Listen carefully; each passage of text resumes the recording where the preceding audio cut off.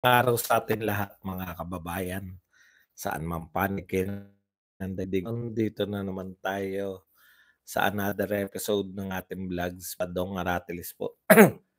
Pag-usapan natin ngayon, ito po 'no, yung mga bira po ng mga vlogger ngayon na nakakatawa po, mga BBM at mga tambaluslos vloggers. Ah, Talagang katawa-tawa po 'no, kung sino man po yung nakakaisip nitong mga bagay na 'to.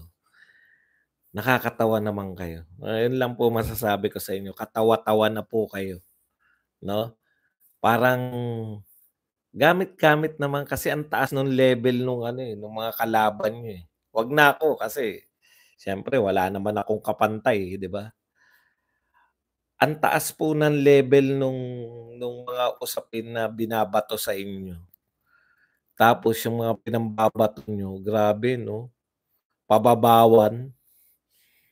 Yan po, nakahalongkat po sila ng lumang video, hindi ko po alam kung saan po nila nahalongkat 'to, lumang video ng ₱7 na bigas. Ha? Ang mga banat pa ganito, eh, ano yung sinasabi, yung ang lalakas niyong maghanap ng ₱20 kay PBBM, eh, yung ₱7 na bigas ng poon ninyo, eh, wala namang katuparan. Grabe, talaga lang. Okey, pag-uusapan din po natin si Nino bilang, source ng kanilang impormasyon. Grabe po 'no, si Nino po talaga. Ako wala akong ano kay Nino kasi si Nino magaling po siyang komedyante po siya, 'di ba? Nakakatawa po si Nino, hindi ko po siya sinisiraan yung pagkatao ni Nino, Kaya lang nakakatawa talaga si Nino, eh. Pero kung gagawin niyo na po na source ng information ninyo si Nino, ha? Hindi po ba? Kayo naman 'no. Gano'n na po ba tayo 'no? Gano'n po ba gano'n po ba yung mga kalaban naming vloggers? Hindi naman natin magsabing personalan 'tong laban natin, 'di ba? Yung mga tagapagtanggol ba, yan lang ang kaya niyong gawing source? 'Pag ang source ba namin Inquirer, Philippine Star, yung mga dyaryo, ABS-CBN, mga broadcast media, GMA7, ang katapat niyan yung sinabi ni Nino, talaga? 'Pag ang source ba namin yung mga nagaganap sa Senate, 'no, yung investigasyon sa Senate, ipantatapat niyo si Nino. Congratulations Nino, 'no?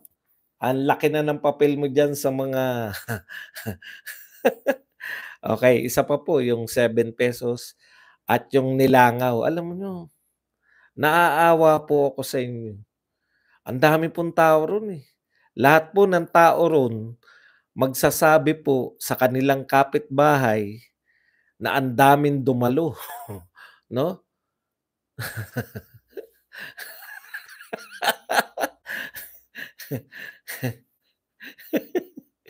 Kung sino man po ang nagpapanukala ng kung ano naganap, wala po naganap. Busy ako, finish ako ng finish. Nagpakalma po ako. Alam niyo naman nagpakalma tayo dahil mainit tayo kanina, yun lang po yun. Okey, at siyempre yung isa sa pinakamagaling nila na ang tanging naging issue, ha? Go with the current, patamang simple yan, eh, tayo lang nagkakaunawaan, 'wag mong ipaalam sa kanila, 'wag mong ipaalam sa mga tao rito kasi mga tao rito matagal ko ng viewers, eh. 'Wag mong ipaalam sa kanila na palipat-lipat ako, na maniniwala sila sa'yo, maniniwala yang mga yan.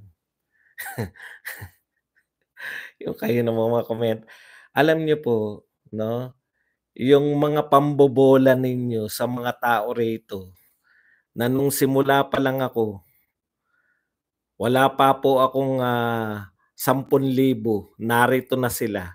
Hindi niyo po maloloko rito na ako ay kung saan merong mga ano yun, puno ang bibig, anong pinagsabi niyo na kung saan puno ang bibig, ha? Hindi po kayo magpapatunay niyan.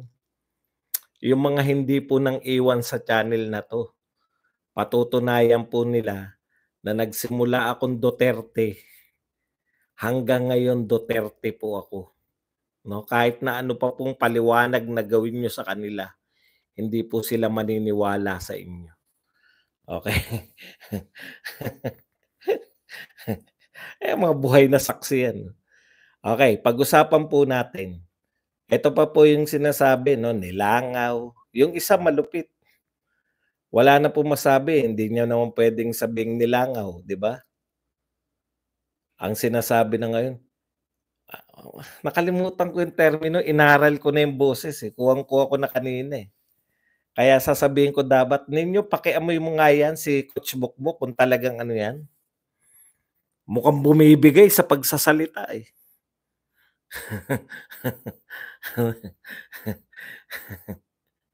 Okey, 'yan po, alam po ninyo, ah, yung sinasabi po ni Coach Bokbok na nakuha ko na yung boses kanina, eh, sayang hindi ko prayer rally ba raw 'yan, eh, political rally 'yan. Oh, pati po 'yun 'no, kino-question. Alam niyo, hindi kayo marunong sumakay sa gustong gawin ng amo niyo, eh, 'no? Hindi po lumabas 'to sa mga media, sa mga traditional media, hindi nila nilabas para 'wag pag-usapan. Pero kami po, nilabas namin, eh, dahil inggitero kayo at inggitera, okey Coach Jared pareho 'yun, inggitero na inggitera kay Coach Bukbok. Dahil inggitero't inggitera kayo, kaya hindi niyo po naiwasan na hindi talakayin, 'di ba? Oh, dapat ini-ignore niyo, eh, 'no? Dapat marunong kayo sa yung cue ng inyong amo na pina-ignore 'yan sa media, oh, pero pinasisikat niyo pa rin na may naganap na malaking rally. Magtapatan na tayo, dito po muna tayo sa meron pong may pinakakalat sila, eh. Ang layo po, siguro mga 1 kilometro ang layo do'n sa mga nagra-rally. Ang liit-liit na po ng stage, eh, natural yung kinukunan mo yung wala dun sa malayo po sa rally, nakikinig po, pero malayo sila sa rally, ayaw nila makisiksik, eh. Bakit kaya hindi yung kumuha nun, bakit hindi lumapit sa may stage nang makita niya kung gaano karami, 'di po ba? Eh, hindi niyo po maloloko yung mga tao, eh. Oh, halimbawa, may naloko kayo una, sinabi niyo nilangaw, nilangaw, bigla nilang makikita. Siyempre papalag yung mga Duterte supporter, eto yung kuha ng SMNI, oh. Sabihin niyo ngayon na nilangaw, eto yung kuha ng mga vlogger, oh. Sabihin niyo ngayon na nilangaw. Hindi niyo po masasabi na nilangaw. Iyan 'no, wala pong eleksyon ngayon, nakukuha niyo? Walang eleksyon, walang hakot, kusang nagpunta dun yung mga tao, wala nga nananawagan, yung mga taxi driver nga, oh, yung kausap ko ngayon na taxi driver. Hindi nila alam na may naganap na rally kagabi kundi sumama sila, hindi nila alam, eh. Kasi isolated po yung lugar na yun. Malayo po yun sa mga plaza-plaza dito sa Cebu. Isolated pa yun, dadayuhin. Alam niyo kung saan po nagmula yun? Sa word of mouth po yun tsaka sa mga dito po sa panawagan po ng mga vlogger. Dun po lang nila, wala pong mga welcome PRRD, wala pong ganyan sa Cebu. Wala pong mga poster dun na darating si PRRD, wala pong nakakaalam kundi yung mga umattend lang. Ganun po yun. Pero despite, ang laki pa rin po ng outcome. Kaya po yung nagsasabi na na nilangaw, ano po bang rally yung pinag-uusapan natin? Yung rally na mga political rally na, yung may eleksyon na? Sa may eleksyon po, hakot na po yun. Yung mga mayor 'no, yung mga gobernor, talagang tsaka yung mga tao aware. aware sila na may magaganap. Dito po wala, lack of awareness, walang umiikot sa Cebu. Na mamayang gabi po merong darating dito sila Pangulong Duterte, wala po. Hindi po 'yan hindi po 'yan event ng ano, ng mga politiko. Katunayan, dalawa lang po yung politiko ng taga Cebu ang naroon, yung mayor nila tsaka vice mayor. Vice mayor ba si Dondon Ontiveros? Yun si mayor tsaka si Dondon Ontiveros. Di ko po alam yung ano, eh, waglit na sa isip ko, eh. Hindi po, maniwala po kayo sa'kin, sanay po ako na nakakakita po ng rally. Kung yan po nilagay niyo sa kalsada, ang laki po nun. Ang haba po nun. Ang laki po ng area, eh. Pero despite 15,000, wala po nagra-rally ng 15,000 ng pangkaraniwan. Nakakakita lang po tayo ng ganyang kalalaking rally kung panahon na ng eleksyon ng presidential. Pero kahit po yung parali ng mga ano, parali po ng mga, congressman at mga senador, hindi po aabot ng ganyang kalaki. Maniwala po kayo sa'kin. Real talk-an po tayo. Ikalawa, political rally. Eh, ano po ang masama? Kung yan ay political rally, eh, di mag-political rally rin kayo. Yun yung problema niyo, eh. Di inamin niyo rin na may kakayahan na maglunsad ang mga Duterte ng political rally, hindi lang sa Davao.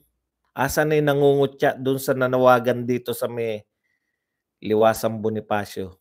Bakit hindi niyo ngayon kutyain na kokonti lang yung dumalo? Di ba? Eh, ano ngayon kung political rally? Literal ba na ang ine-expect mo magdadasal kami? Ang tanga talaga nito ni Bokbok, eh. Oo, bobo ka, Bokbok. Tawag dun sa Davao, prayer rally din. No? Pangalawa ko na ngayong attend ng prayer rally. Hindi yan literal. Panalangin yan ng taong bayan na magbago tong gobyerno na to. Hindi yan literal na pag sinabing prayer rally, magro-rosaryo kami. No? Kayong mga mahinang umintindi, dapat nung unang prayer rally pa lang, naunawaan na ninyo, yan yung meaning namin ng prayer rally. Ganyan magdasal ang mga Pilipinong inaapi. Ganyan magdasal ang mga Pilipino na naghanap ng katarungan. Ganyan magdasal yung mga Pilipino na naghanap ng kaayusan sa pamahalaan.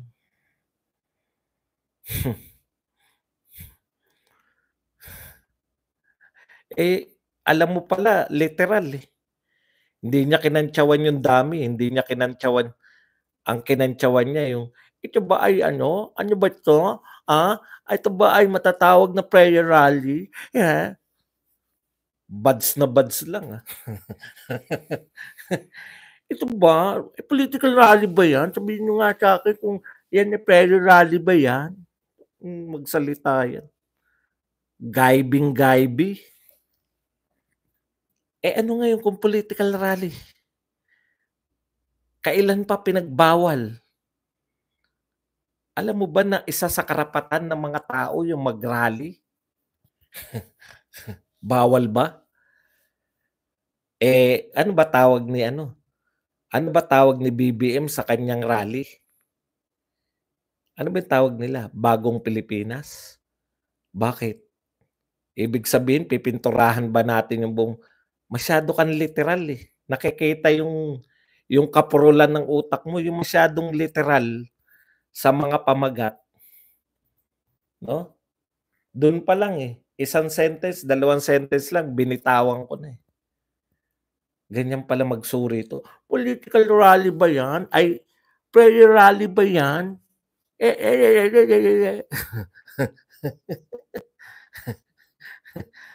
O kick-off rally.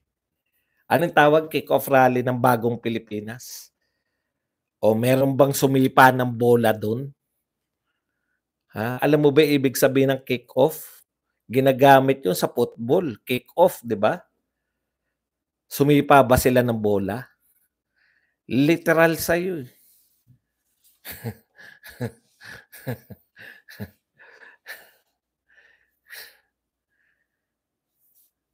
Ayos, ayos.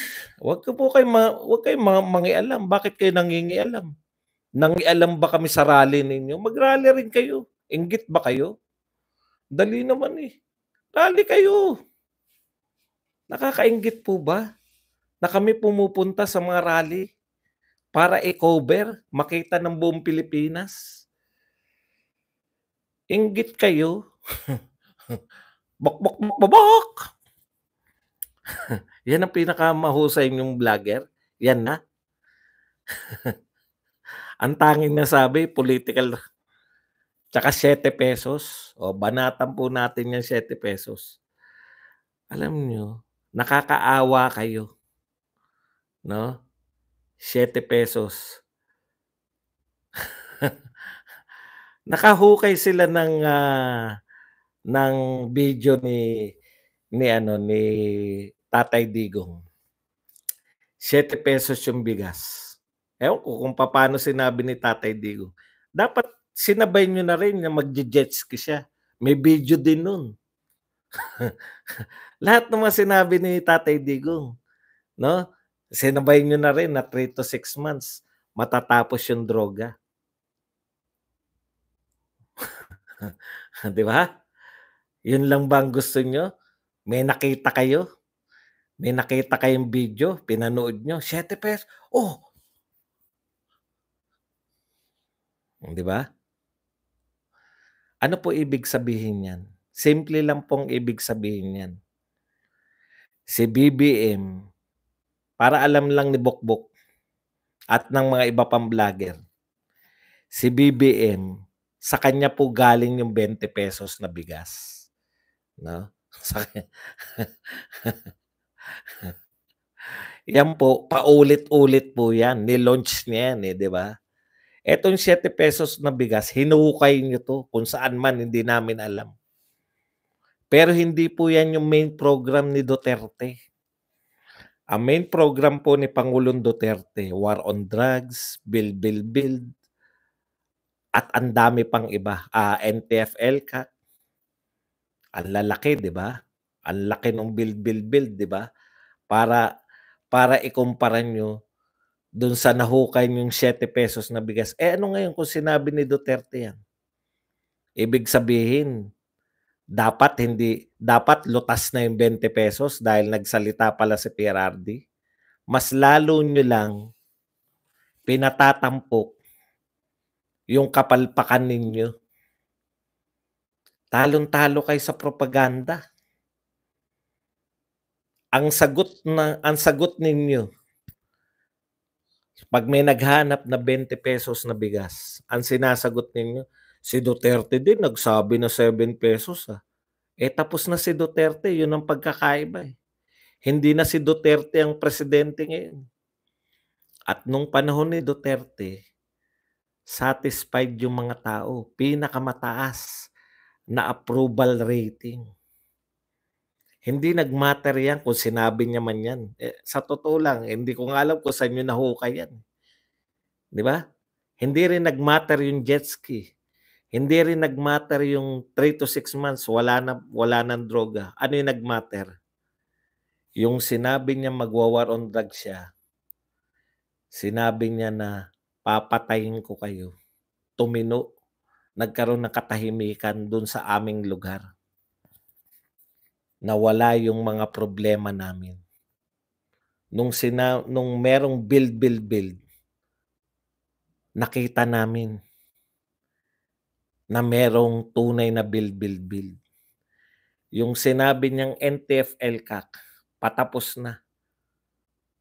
Inaanin niyo na nga, eh, yung mga sinimulan, eh. Nung sinabi niya na lilinisin niya yung Manila Bay, nakanganga kami. Paano mo lilinisin 'yan? Kinaya niya. Yun yung pagkakaiba ni Duterte. Sa inyo yan na lang nga ang pinangako dahil siya bakit yan na lang yan yung sentro ng pangako yung ₱20 na bigas. Alam niyo kung saan nagmula yung ₱20 na bigas? Ipapaliwanag ko na sa inyo kasi ayaw niyo ipaliwanag, eh. Dahil siya yung Department of Agriculture Secretary. Si Pangulong Marcos yung Department of Agriculture Secretary nung sinabi niya yung ₱20 na bigas. Yan yung sentro ng kanyang pagiging Secretary of Agriculture. Nakukuha ninyo? Yun yung esensya kaya niya hinawakan yung pagiging Agriculture Secretary para maging ₱20 yung bigas. O ayan na nga, diyan na kayo nag-stick sa ₱7 na bigas. Hindi na po presidente si Digong, eh. Hindi po kami naghanap. Alam niyo kung bakit hindi namin hinanap yung ₱7 kung totoong 'yan? O palagay na natin na meron talaga, nahanap niyo nga, eh. Alam niyo kung bakit hindi namin hinanap? Sa dami na nakita namin napanganga na kami. Putang galing nitong presidente na 'to. Dati dun sa lugar namin mga adik yung namumuno dun, ngayon okey na. Ang galing naman ng presidente na 'to, ang daming napagawa. Ang galing ng presidenteng 'to, nadoble ang suweldo ng mga sundalo't militar at mga pulis. Ang galing naman ng presidenteng ito, sinara yung sinara yung buong isla ng Boracay at nung binuksan mas maganda na. Ang galing naman ng presidenteng 'to, libre ng edukasyon sa hanggang kolehiyo. Ang galing naman ng presidenteng ito, maalala pa ba namin yung ₱7 na bigas? Alam niyo kung anong kahulugan niyan? Bakit niyo sinisiraan na lang si Tatay Digong? Sa kawalan ninyo ng maipagmamalaki. Kami hindi mauubos, 'no? Hindi mauubos. Wala pa diyan yung MRTng pinatino, wala pa diyan yung pinatay yung NAIA. Hindi ko pa nabanggit yung humanga sa'tin, 'no? Sineryoso tayo ng mga host ng ating mga OFW. Dahil for the first time nagkaroon sila ng ang pinuno ng Pilipinas na ipagtatanggol yung ating OFW. Napakarami naming puwedeng ipagmalaki. Tabon na tabon yung ₱7 na sinasabi ninyo, tabon na tabon yung jet ski, tabon na tabon yung mga gusto niyong palabasin. Ngayon, gawin niyo rin yung ginawa namin, ipagmalaki ninyo. Bakit kayo naghahanap ng kamalian? Alam niyo kung sinong huli? Sino po? Ayuda pa. Nung panahon ng pandemya, ayuda. Imaginin po ninyo, 'wag na tayong magbulahan. Ayuda po ngayon ₱500 billion. Magtanong kayo sa mga kapitbahay niyo o kahit kayo na, nababalitaan niyo ba na may paano ipamimigay 'yan? Saan kayo pipila? Alam niyo yung ibig natin sabihin? Sa kawalan ng maipagmamalaki, binabalikan ninyo yung walang katuturan, 'no? Ibig sabihin sinuko niyo na. Ibig sabihin aminado na kayo na hindi talaga kaya yung ₱20 na bigas.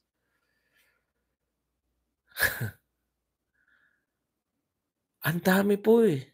Hindi namin maiisa-isa, eh. 6 years. Oh, tanim bala, 'no? Passport, 10 years na passport. Yan ang pag-aabalahan namin. Dapat kaming mahiya na may Tatay Digong kami dahil hindi natupad. Kayo mahiya kasi wala kayong maipagmalaki sa'min. Sa kawalan niyo nga ng pagmamalaki, babiyahe papunta ng Australia, pinagmalaki niyo na. Tindi, pati pagbiyahe.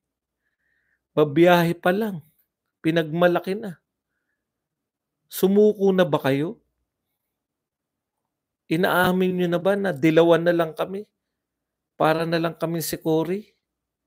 Walang nagawa kaya siniraan ng 6 na taon yung tatay ni Pangulong Marcos. Yun naman talaga ang totoo, eh. Siniraan iyan pong paghukay ninyo ng mga kasiraan ni Duterte, isa lang pong patunay yan. Wala kaming kakayahan na maipagmalaki ang kasalukuyang namumuno. Kaya gagawin na lang namin yung ginawa ni Cory Aquino sa tatay ni Pangulong Marcos na siniraan sa loob ng 6 na taon. Di po natin kinakailangang sumigaw. Mauunawaan niyo rin po 'tong sinasabi ko. Real talk po yan. Mag-aalakori na lang kami. Sasabihin na lang namin, magnanakaw kasi si Marcos, eh. Mahirap pa rin tayo, Tita Cory, kasi magnanakaw si Marcos, 21 years niya ninakaw. Wala kang alam niyo yung ibig ko sabihin, mga kapatid? Kami ba nung panahon ni Duterte naghagilap kami na maibabato namin kay Pinoy? Hindi na namin kailangang siraan si Pinoy. Ipinagmamalaki namin ang Bill, NTF-ELCAC, war on drugs, at marami pang iba. Sana kayo rin. Eto, para tayo nagdadasal ngayon. Ito ang tunay na prayer rally. Sana kayo rin may mapagmalaki rin. Pilit na pilit. Sa Twitter, matatawa kayo sa mga pinagmamalaki. Ito po ang pagmamalaki nila sa Twitter. No? Pinopropose ng Pangulo na gagawin, isasaayos yung national kidney. Isasaayos pa lang. Pinaplano na magtayo ng mga medical school sa bawat rehiyon o kung ano pa man.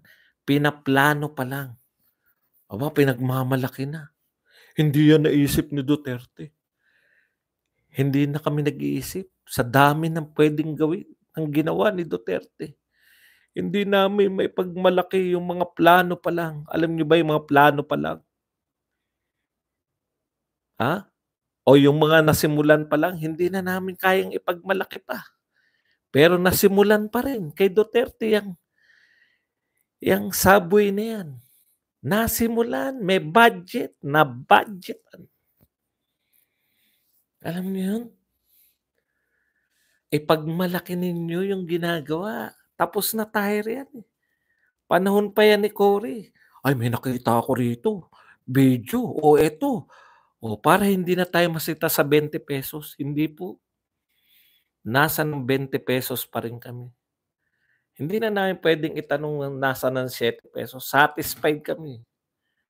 Satisfied kami sa pagiging presidente ni Duterte.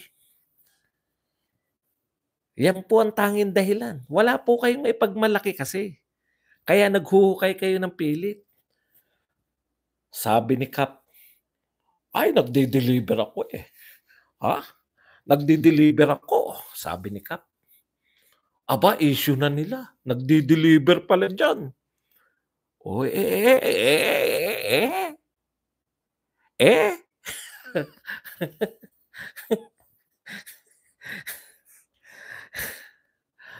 Di ba? Hukay.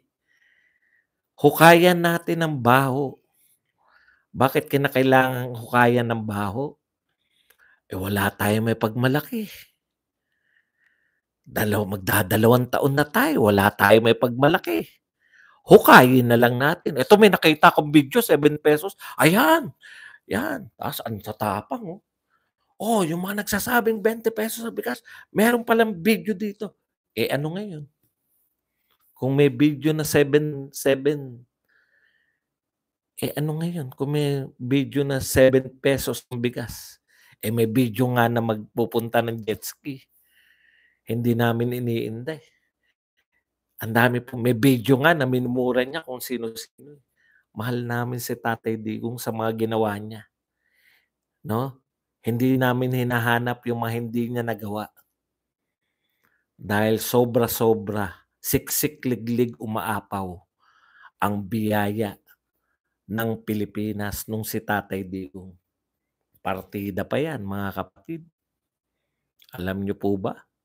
Partida pa 'yan. Anong partida?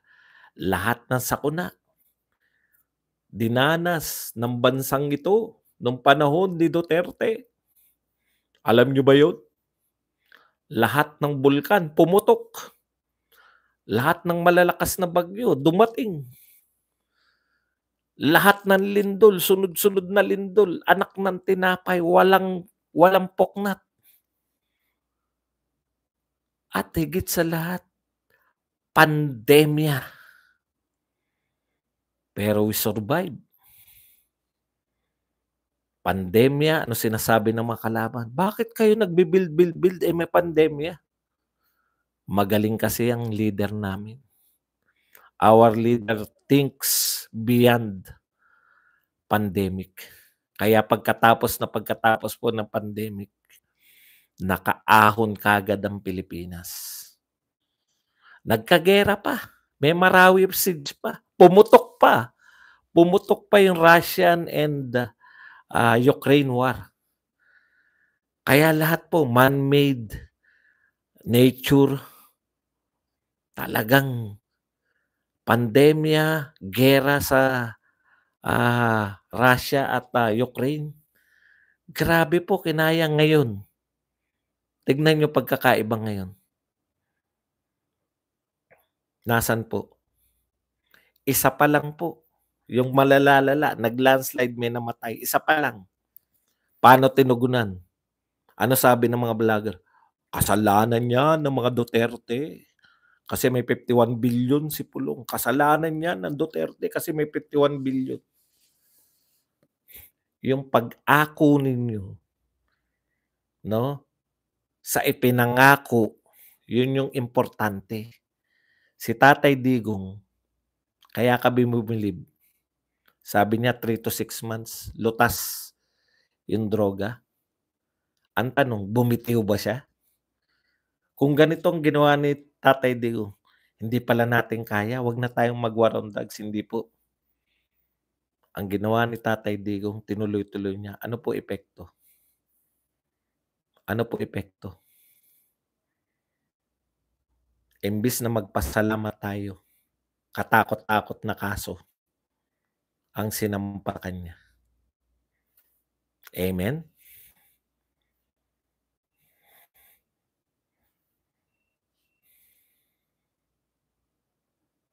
Katunayan po yan, mga kapatid.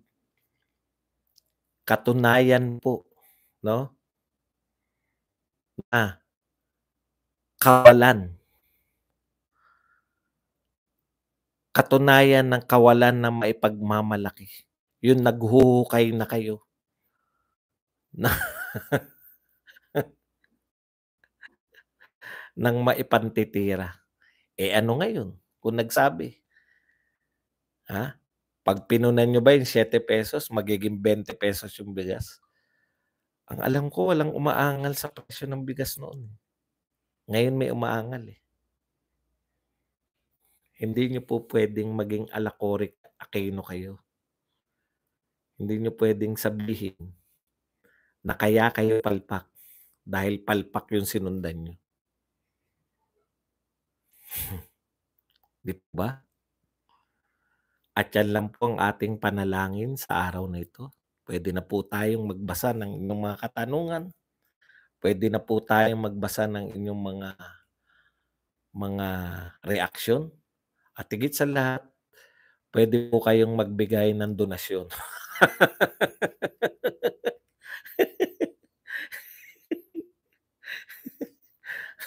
Amen. Pwede na po kayong magpakape.